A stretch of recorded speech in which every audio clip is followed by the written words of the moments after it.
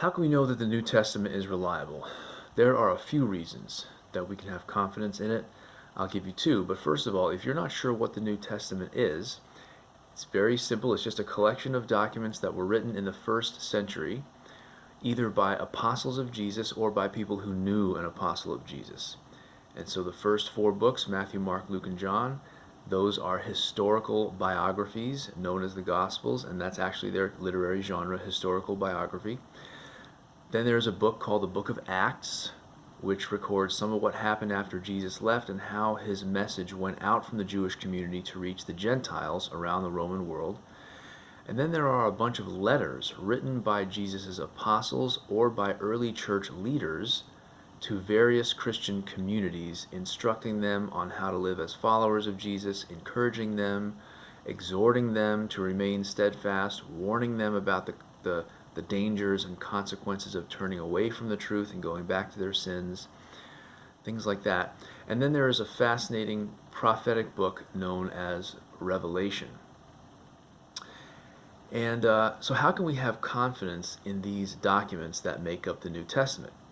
Well, one reason is that all of these things were written very soon after the events they record. All 27 books were written within just 70 years of Jesus' crucifixion. Some were written about 20 or 25 years after, some 40 years, some 50 years after. Some scholars date some of the books to within 10 or 15 years after.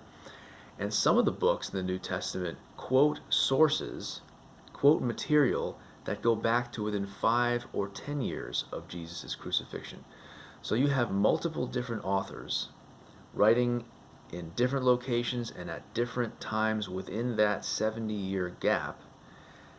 So they're writing early enough to have actually been eyewitnesses or to have known eyewitnesses, and they're all corroborating the same basic information. You know, this person really was the Messiah. He really did these amazing things. He rose from the dead. We saw him alive again.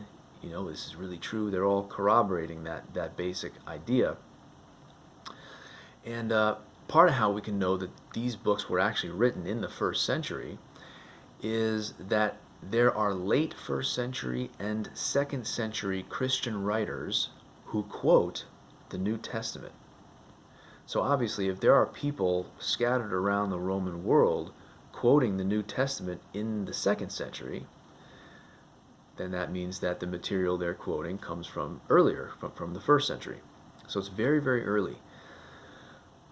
Another reason to trust the New Testament is that it meets what is known as the criterion of embarrassment. It includes things that might be embarrassing to the writers of the New Testament, but which they recorded simply because they're true and these people had integrity, they were honest. So for example, the apostles tend to look quite clueless in many of the passages of the Gospels, and Jesus is correcting them and warning them and rebuking them for doing and saying some things that were probably pretty embarrassing afterwards. Well, why do they put those things in there? It's because they wanted to tell it like it really was. When someone makes up a story, they don't usually put all kinds of things in it that make them look really bad.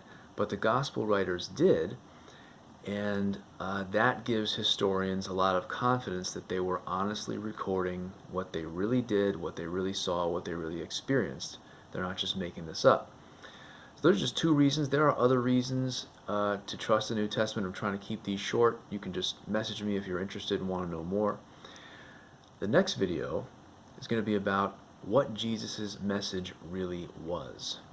What is he calling us to? Because if you've been to most churches in this country, the chances are that you've never actually heard the message Jesus preached. Or if you have, it was likely watered down or only a partial truth. You might have heard a message about Jesus, but it's likely that it wasn't the message that he himself proclaimed or that his apostles preached after he left. So I hope that you will listen with an open heart. Thank you.